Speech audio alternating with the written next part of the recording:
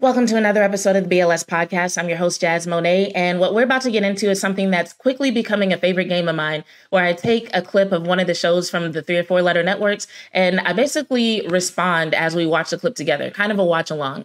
This particular clip is from an episode of Get Up that aired this past Wednesday, where they decided to discuss the topic of how much credit Mike McCarthy deserves for the recent performance of Dak Prescott. Now, anybody who's a Dak Prescott fan or a Dallas Cowboys fan, or anybody who pays attention to the Cowboys knows that Dak Prescott has really stepped it up in the past few weeks. Even those of us who already thought he was great, who already loved him, who already thought he was one of the top quarterbacks in the NFL, even we're impressed. We've seen some great things in how he manipulates opposing defenses, how he's commanding this offense, how he's using his legs, everything. So let's go ahead and get into this clip and see what the folks at ESPN had to say.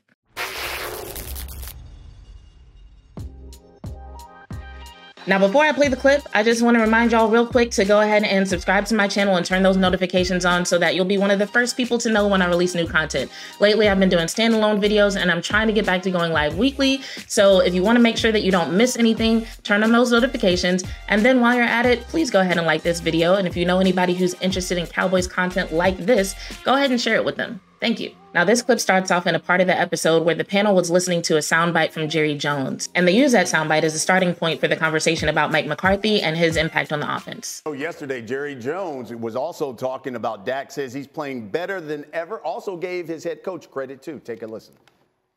Really, I can definitively say this is the best I've seen him play.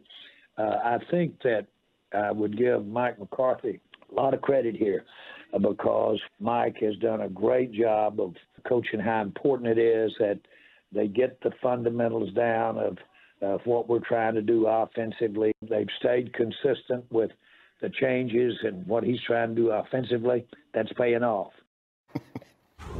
All right, Swagger.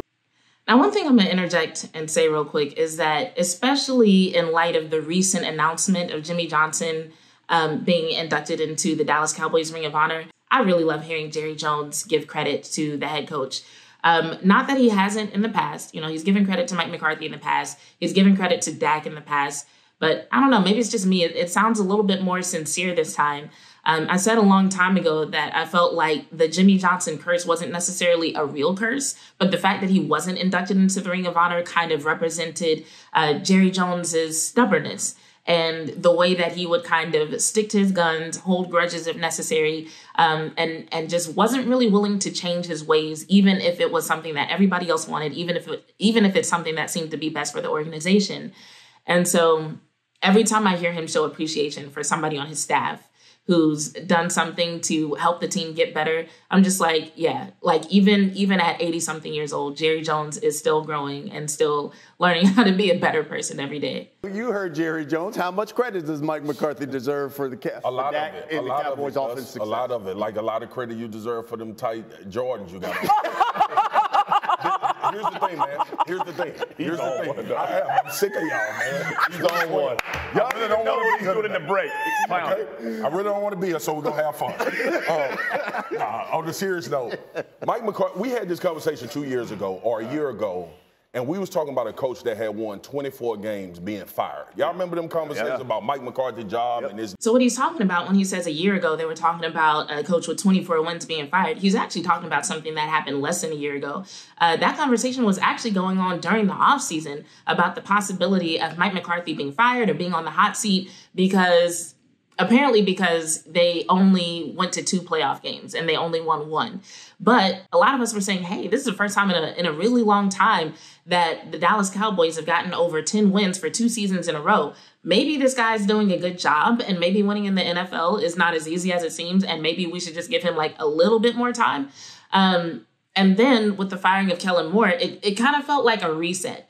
And you hear Mike McCarthy talk about that himself. Every now and then he'll say in a press conference like, oh, well, this is year 1. And obviously it's not his first year, but what he's talking about is it's his first year really being able to run the offense and operate the offense the way he feels like it should operate. And so now we're seeing the fruits of that. The right guy. I thought that was super premature and just wrong to have a conversation about that. But when you look at Dak and how he's playing empowered. And I don't know what the conversations were because... Now, when he said this word, and there are some people watching this who probably know what I thought about whenever I heard this word, And this is a message specifically for Cowboys Nation. So I want y'all to come in close for this. There are several content creators and active members of Cowboys Nation on Twitter who have been talking about Dak being empowered since the summer. Literally since the summer. The person who comes to mind specifically is Nix of Pick Six Sports, who hosts Twitter Spaces throughout the year. And one of the things that we talked about as we were discussing some of the things we were hearing about this Texas Coast offense and what it would look like, the impact of Kellen Moore being gone, the impact of Schottenheimer being the OC, and the impact of this whole play call purpose philosophy that Mike McCarthy wanted to implement. The word empowered is literally one of the words that we threw around for weeks. So sometimes you'll see in my writing or you'll hear in some of my content that I say, hey, y'all need to be following these content creators. Y'all need to be watching their stuff. Y'all need to be in the spaces. The reason I say that is because that way you don't have to wait till week 13 to hear about Dak Prescott being empowered. You can start having that conversation in June and July like the rest of us. So shout out to Nix for hosting those spaces, for letting me be a host and for letting me talk so much, and for allowing us to have interesting conversations that lead to us jumping to these conclusions so that we can have these conversations as fans and not have to wait for mainstream media to catch on. When we came into the season, everybody was like, well, they're going to temper him down. He's going to take care of the football. We know you have to be explosive to win and win big in the NFL. But what I think he's done is he's given Dak. This whole idea of him being tempered down and the ball being taken out of his hands, by the way, that is something else that we also discussed in the spaces. And we decided then that, like, no, that doesn't actually make sense to do that. Probably more command of what he's doing offensively than he had with Kellen Moore. And this was my thing. Like, and not to throw shade at Kellen Moore, but it felt like at times Dak was having to play a certain way. Like, I've watched these last 5 weeks when he's been having success since the Philly game, and it seems like Dak is just playing free, understanding where everything. Also, this idea of more command, that's something that Mike McCarthy actually talked about over the summer when he talked about his offense and play call purpose and how it was all going to work together. So once again, Cowboys Nation, if you're tapped into us, you would have started having these conversations months ago. It's coming from the pressures. He's well prepared, but more importantly, it doesn't look like he's trying to make plays. It's just organically happening.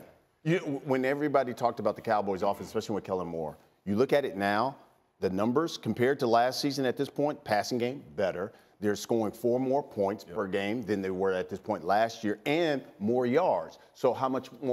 Okay, so here's what I'll say about this idea of Dak Prescott playing organically free and not trying to make plays. I keep going back to something that CeeDee Lamb said during the offseason where he said, last year we were never on the same page. He made that statement around the time that he and other wide receivers were being asked about how they felt about the new offense so far, even though they hadn't really had time to fully install it. I think this was still around the time of OTAs. I think what we're seeing now is a situation where not only are they on the same page in the sense that everybody knows what's supposed to happen and why. For example, we heard Jake Ferguson say recently about a touchdown pass that was coming that was coming his way, that he knew it was coming his way because of where a linebacker was lined up. So everybody's looking at the field and seeing the same thing. But on top of that, they trust each other. They're in a position now where each player trusts every other player to do their job. And I think that makes a world of difference. So I don't think he's playing free in the way that a lot of people might think of the word free. And I don't think Swagoo really means it like free, like he's not thinking, because Swagoo's played the game before, so he knows.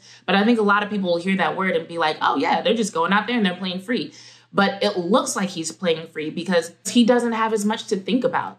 It's like when you know that everybody's going to do their job and you know what that job is and everybody's on the same page about what's about to happen, it's easier to look more relaxed. It's easier to make things look effortless. And so I think that's what we're seeing is even as people watching the game, we can see that it doesn't seem like as much of a struggle. He doesn't seem to have to think so hard. They can actually get out there and focus on executing. When everybody talked about the Cowboys offense, especially with Kellen Moore, you look at it now, the numbers compared to last season at this point, passing game better. They're scoring 4 more points per game than they were at this point last year and more yards. So how much more credit do you think Mike McCarthy deserves? So those are interesting stats because one of the criticisms of Kellen Moore was that He was just worried about lighting up the scoreboard and putting stuff up on the stat sheet, and he wasn't as focused on actually winning the games. He probably thought winning games would be a byproduct of all those things, but that's one of the reasons it's important to have experienced OCs so that they know that certain things are byproducts and certain things you actually have to focus on. Mike McCarthy has said from jump that he's all about winning, and that's clearly what he came in with the intention to do. But a lot of people thought that the stats were going to be dampened down, that we wouldn't see these big numbers, these high scores, these games where Dak Prescott is passing for buku yards. A lot of people thought that we weren't going to see that anymore, that we were going to have to sacrifice those things for the sake of winning games and getting this offense to work the way that it's supposed to work. But now that we're seeing in the second trimester, and we'll talk more about trimesters after this clip, but now we're seeing in the second trimester, like Mike McCarthy is out here like, nah, actually, we can do both. I'm sandwiched between two Cowboys fans right now. I was kind of confused about that because I thought she was a Cowboys fan, but maybe I fucked up. It's a bit much. It's a bit much. I'm just talking facts. No. I don't want to.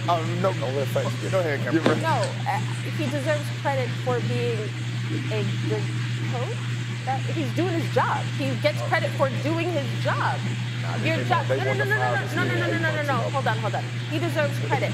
But I think when I look at the Cowboys, I give more credit to Dak. Okay, so I'll give props to Kimberly Martin for giving credit to Dak, because I do think Dak deserves a lot of credit, and we'll get into that later.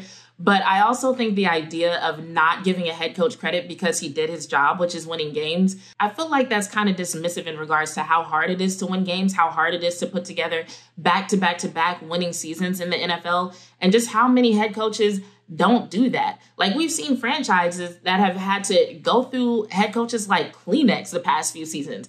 And so, yeah, I do think that if a head coach is taking charge of the offense and making sure that the team wins games and makes it to the playoffs year after year after year, I do think that deserves a little bit of credit. I know we want to think of it as that's their job, but let's be real. Not everybody is out here doing that. So let's give credit where it's due. He's allowed to be empowered. He's allowed to be the playmaker he is.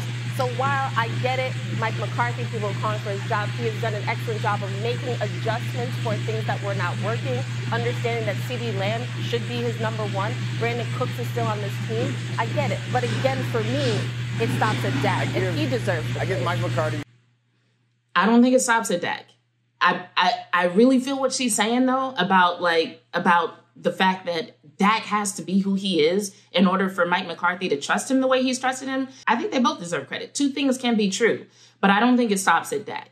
I don't even think it stops at McCarthy. There are if we really want to get down to it, and I don't think I have time to get down to it today, but if we wanted to get down to it, we could talk about the fact that there are several people on this team who the way that they do their jobs and the way that they play their roles plays a big role in Dak Prescott performing the way he's been performing. First person that comes to mind, not saying he's the most important, but the first person that comes to mind is Tony Pollard. Look at the way Tony Pollard has been blocking lately. Like, are you serious? When Ezekiel Elliott was released from the Cowboys, a lot of people were worried about what pass protection would look like for Dak Prescott. When we saw Terrence Steele struggling this season, a lot of people were worried.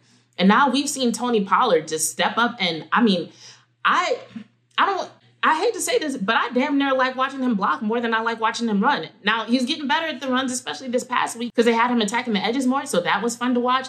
But, like, real shit, what he's doing in pass protection, I'm like, that shit is amazing. That shit is fun to watch. Credit for humility. Because Mike McCarthy, and you were on this early, Swagoo, and I was listening, where they need to run the offense differently. They don't need to necessarily have as many yards or as many points or as aggressive. They need to run the offense differently. And I think he got into the season planning to do that, and it ain't work. Mike McCarthy looked at the mirror and said, hey, Mike, you're wrong. Yes. Let Dak cook. Now, this statement was actually something else that made me think of Nick's from Pick Six Sports. And the reason why is because Nick's has this spiel that he always gives about Mike McCarthy. And I can't think of the exact words, but it's something to the effect that we can trust Mike McCarthy because at the end of the day, he's going to make the right decision. If somebody needs to be fired, he'll fire him. If somebody needs to be moved from a job, he'll make sure that they're moved from a job. If responsibilities need to be redistributed, he'll make sure they're redistributed. He's not so prideful that he's more concerned about being right than achieving success, right?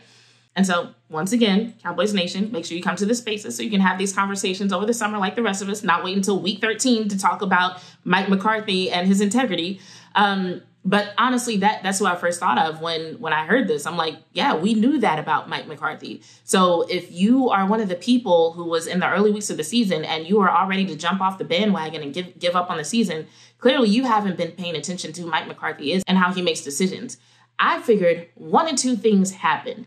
Either people like Dominique Foxworth are right, and Mike McCarthy really did have to look in the mirror and decide to entirely change his approach, or the plan was for him to change his approach in the first place anyway. And the reason why I say that is because Mike McCarthy has, since the beginning of the season, been talking about the season being split up into trimesters.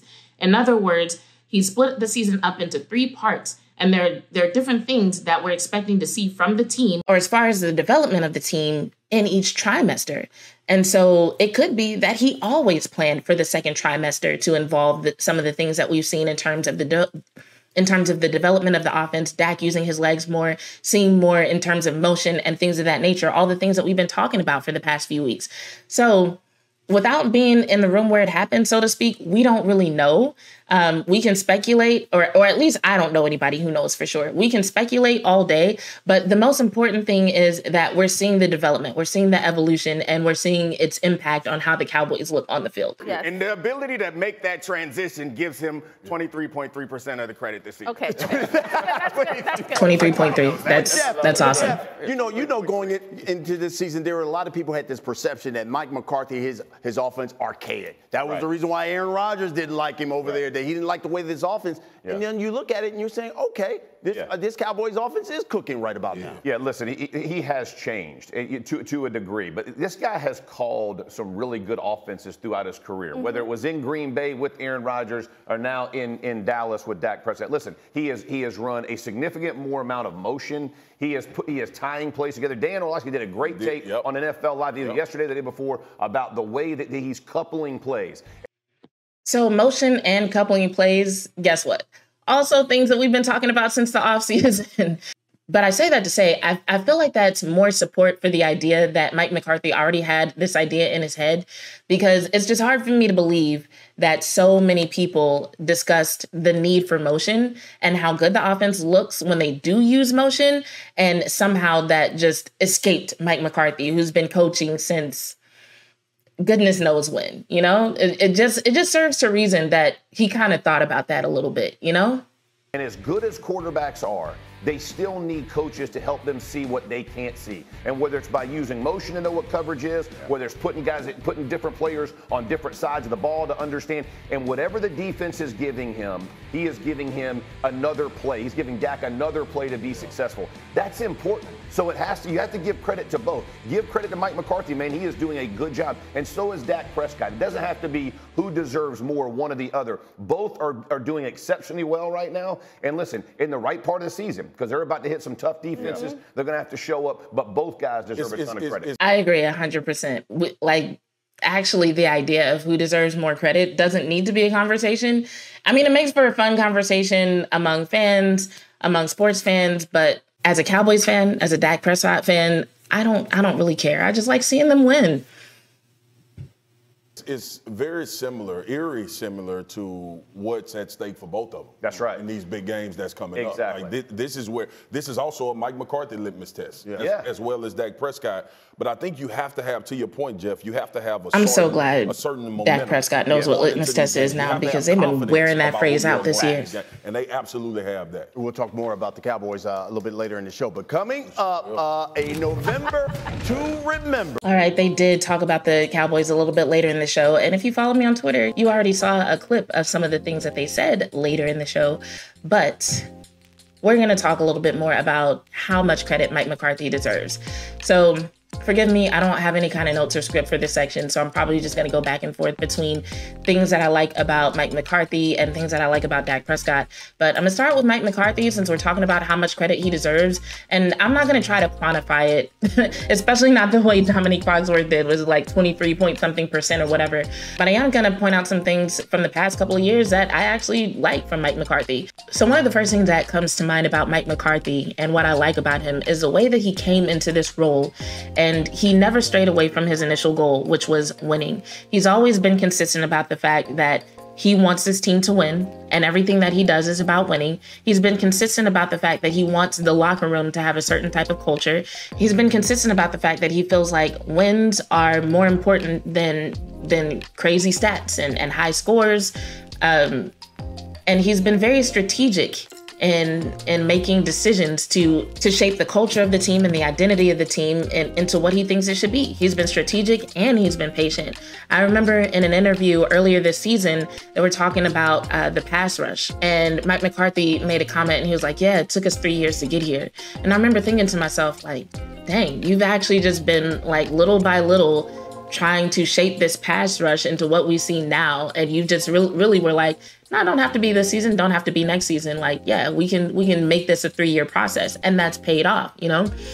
And he hasn't been asked similar questions about the offense, but I wonder what he would say about the time it's taken to get the offense where it is, you know? I think the decision to move on from Kellen Moore was a big part of that, you know? Even if you do think that Kellen Moore is a good OC, and I think he has a potential to be a good OC. I think he's inexperienced and there's a lot that he has to learn. He doesn't have nearly the resume that most people have when they end up in a position like OC of the Dallas Cowboys, the way he did, right? So even on paper, he has a lot to learn. But one of the things that we have to remember is if you take ideas like good or bad or sucky or excellent out of the equation, just when people aren't on the same page about what the focus should be, a lot of times things can go awry, you know? So regardless of what you think of Kellen Moore as an OC, if he wasn't on the same page with Mike McCarthy about what needed to happen and why, then it was important for him to find another role that was better suited for him. And Mike McCarthy definitely bided his time into finding the right time to influence that decision being made. You know, that takes patience. It takes patience to not lash out every time you go in front of cameras and go in front of mics and they're blaming you for everything that's happening. And you're just like, yo, I haven't even had a chance to really execute the offense that I want to execute. Get off my ass, you know? So he was patient, he did things the right way, and now we're seeing the benefit of that. Also, just the culture he's built. It's not easy to build and maintain a culture among athletes. It's really not. And one of the things I think of from this past offseason is, I think it was Junior Pahoko, in his interview after he did his 30 visit, he said something to the effect of, you can go in the building and you can just feel the brotherhood. And I remember thinking to myself, this is a part of the offseason where ain't nobody there. They shouldn't be there. Because like it's you know, the NFL has guidelines about when players can be in the building, working out, practicing together, so on and so forth. So I'm just like, so how strong is this culture where he can feel it at a time when ain't nobody there? Like, how strong is a sense of brotherhood where you can detect it when ain't no brothers in the building? That was wild to me, but it speaks volumes about who Mike McCarthy is and what he's built. So those are a couple of the little things. But something else that I really like is Mike McCarthy's sense of time. He has a sense of time and he's consistent about it. So one of the things that made me laugh earlier this season is I don't remember what week it was, but it was relatively early, and people were like asking him about, you know, was he looking at the field, you know, to kind of predict where he might end up in the playoffs. And he was like, yo, I don't think about playoff seeding, you know, I don't think about the rest of the field until we get our 10th win. But I remember laughing when the question first came out, because I'm like, he's said that 2 seasons in a row. Y'all always ask him this. And he always says, I don't think about that till I get to my 10th win. Like, why are y'all not paying attention to what this man says? But he's been consistent in that, you know? And when it comes to the whole concept of trimesters, you know, I feel like that's another way that he uses time. He's not impatient. He's not in a rush. He actually has plans that are designed to take up a certain amount of time and to unfold over a certain amount of time. And he's patient enough to execute that. And that can make a big difference when it comes to the performance of a team, because impatience can lead to making rash decisions. It can lead to, I don't know, maybe your impatience with overall performance leads to impatience with the player. It can hurt player morale. It can hurt your decision-making, because impatience is also what leads a lot of teams. And this is not even just in sports. This is in any industry. You know, you see leaders, you see teams, you see organizations going one direction, and then they're like, oh, we need to switch up our direction. We need to switch up our plan. We need to change our goals. We need to change our culture. And you see them doing that a lot and not really getting anywhere. but it's because they're not sticking to one thing and working on it until it works. They're constantly switching up, trying to find a shortcut, trying to find a faster way to the goal. And Mike McCarthy's like, no, we don't need to do that. If it takes us 3 years to develop our pass rush, it'll take us 3 years. If it takes us all season to really get this offense to look like what it's supposed to look like, then it just takes all season. It just takes 3 trimesters, whatever, fuck it. The fourth thing that I think Mike McCarthy deserves credit for is creating a culture where everybody wants to contribute, whether or not it shows up on the stat sheet. In the recent Sounds from the Sideline, we saw a conversation where Dak Prescott was explaining how Brandon Cooks drew up the play that got him his touchdown, and Mike McCarthy allowed them to put it in the game. Brandon Cooks doesn't have to do that. There's nothing in his job description that says he has to contribute in that way, but he did, and he felt comfortable enough to go to the powers that be and say, hey, here's something I think that we should run. Let's try it. And Mike McCarthy was like, you know what? Let's do that. And apparently all his teammates were on board. So everybody was on board with this thing happening. That is not something that happens on every team. That is a testament to the culture, to the camaraderie, to the way that Mike McCarthy has encouraged these players to behave with one another and to treat one another. And not only that, when you see Tony Pollard sacrificing his body to keep Dak Prescott safe, when you see Dak Prescott sacrificing his body to use his legs and make sure he gets yards or gets points for the team, when you see CeeDee Lamb and the way he himself has evolved when it comes to protection, not only that, but the way that he's evolved as a receiver as well.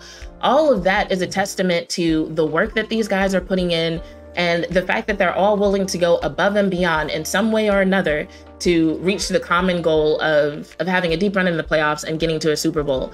So you don't get there. You don't get that many people on the same page, working towards the same thing, going above and beyond, doing more than they have to, unless you have the right culture in place. And you cannot have the right culture in place without the right leadership. And speaking of leadership, Dak Prescott is a part of that as well. So yes, Mike McCarthy, he talks about the culture all the time, but also Dak Prescott is one of the leaders in the locker room. So it's really up to him to make sure that culture is not only implemented, but also maintained. Because if people like him were to start doing things that undermine the culture of the team, guess what? It would be fragile. It would break down. It would not be supportive enough to hold the weight of things like running backs drawing up plays. You know what I mean? So we've got to give credit to Dak for that. And then something else that I think Dak Prescott deserves a lot of credit for is, especially in terms of his own play, the things that I credit Mike McCarthy for influence what is happening around Dak Prescott. I think it makes it easier for him to be who he is. It keeps his targets on the same page with him. It keeps the people around him understanding what they need to do to protect him. Obviously, the offense is running like a very well-oiled machine. But when it comes to he himself, there's so much that he's done as an individual to ensure that he's not only a great athlete, but also a great leader, also someone who's respected in the locker room, respected in the community, which, being respected in those ways doesn't necessarily directly impact what happens on the field. But when it comes to being the quarterback of the Dallas Cowboys, those things definitely play a role. And one thing we also know about athletes is that when it comes to performance, those things can be impacted by how things are going off the field. So yeah, I think all of it contributes to him being a great athlete and a great quarterback right now. But specifically when it comes to him being a great athlete, so we've heard about all the things that Dak Prescott has done in the Dak yard to help himself as well as his teammates improve in their skills. We've heard about the role Dak Prescott even played in things like establishing 3D QB elite in Texas. And even though that might not be something that's just about him, but to me, what it shows is that for years, he's had a focus on developing as a full quarterback. Like, he understands the importance of that. I think that doesn't get talked about as much with him, but if you've been paying attention to his game, you've seen it. If you've been paying attention to his words, you've heard him mention it in subtle ways. Of course, he's not going to lay down the full game plan in front of the media, but for years, he's talked about how he wants to develop and the type of quarterback that he wants to be. And now, whether you want to attribute it to Mike McCarthy or attribute it to the weapons and the players that he has around him, for whatever reason, it seems to really be coming together right now. I remember last season, sometime during the offseason, I did an episode of our show with Law Nation and Okoye Media, both as guests. And one of the questions that Law Nation brought up was, do you think Dak Prescott has peaked? And I said, I didn't think that he'd peaked. From my perspective, what we were seeing was almost a new iteration of Dak Prescott. In other words, we'd seen him peak in one way, and we were going to get to see him peak in another way. We're seeing his growth as a commander of the offense. We're seeing his growth as an athlete. And like we saw him use his feet before, but the way that he's been doing it now and pairing it with the way that he uses his eyes to look off defenders and, just the threat of his arm and how he syncs up with certain weapons on the field, like it's just really all coming together. But, I have to take a second to shout out the other people who are on the field, because I also don't think it's a coincidence that we're seeing Dak Prescott play better than ever. And it's also been 3 weeks since the last time he was sacked. So it's not just him who's playing at a whole nother level, it's the entire offense. And that's the reason I feel like you've got to give credit to both Dak Prescott and Mike McCarthy. If you are actually watching these games and watching what's happening and not just looking at the numbers and looking at the stats and looking at the box score or whatever, you can see like Mike McCarthy, Dak Prescott, all the coordinators, which is something else Mike McCarthy talked about, the importance of being on the same page with your coordinators. All the coordinators and assistant coaches, everybody seems to be on the same page about how to make this offense look good and how to make this team look good. And I think it's something that, people are trying to figure out. They're trying to figure out like, okay, what is the secret sauce? Like, how much credit does Mike McCarthy deserve? But it's like, there's no one ingredient here. There's no one thing that all of a sudden clicked. This really does look to me like something that has been years in the making. It's taken several elements coming together at the right time and the right ways for it to happen. And the Dallas Cowboys are looking better than ever on both sides of the ball. Now, as I say that, they have a game against the Seattle Seahawks. A lot of people are expecting it to be the Cowboys' first win over an above 500 team since last year sometimes. I think Dan Orlovsky this morning said it had been 53 weeks, because why not count something like that? Anyway, it's interesting the way that game has been discussed, because I'm seeing people simultaneously say the Seahawks are a good team and say the Cowboys should beat them by like 3 touchdowns. And so I'm like, what are your expectations really of the Dallas Cowboys if you think they should just be out here blowing out good teams like that? Now, I personally expect them to win by something like that, but it has more to do with the fact that you've got Geno Smith battling an injury. And even without that injury, he was known for holding the ball in the pocket for a really long time. Talked about the need to stop doing that. But I mean, we know habits don't change that fast. So I think just between the way he holds the ball and him having that injury, I think the Seattle Seahawks offense is going to struggle. So it might not. And then, they're facing one of the best defenses in the league. Like, yeah, they're going to have a tough time. It's going to be a long night for the Seahawks. But I just think it's interesting that everybody's like, oh, they should beat the Seahawks by like 3 touchdowns, because I feel like if that does happen, all of a sudden that whole rhetoric about Seattle being a good team is going to go out the window. We're going to hear a lot of talk about how like, oh, the Seahawks were an above 500 team, but like, let's really look at their performance. Like, there are a couple of games in there that they should have lost. So technically, they weren't really a good team. Like we're going to see those goalposts move tomorrow, but I definitely am expecting the Cowboys to win. I'm expecting them to break out the fourth quarter hats. And I think it's going to be a fun game. I think it's going to be a fun game to watch against a different type of team than what we're used to seeing the Cowboys play. And I think we'll see the Cowboys offense develop even more. Like, I think they have more in the tank, and I think we'll get to see it tonight as they prepare for a couple of tough teams following tonight's matchup against the Seattle Seahawks. So, on that note, please subscribe and turn those notifications on so that you'll get an alert for my next video, whether it's live or pre-recorded content. Make sure you like this video. Hopefully you actually liked it, and share it if you did actually like it. I actually do have some exciting things coming down the pipeline for y'all. I just got to find time to execute it. So on that note, I'll see y'all next time. I'm Jazz Monet, and I'm out.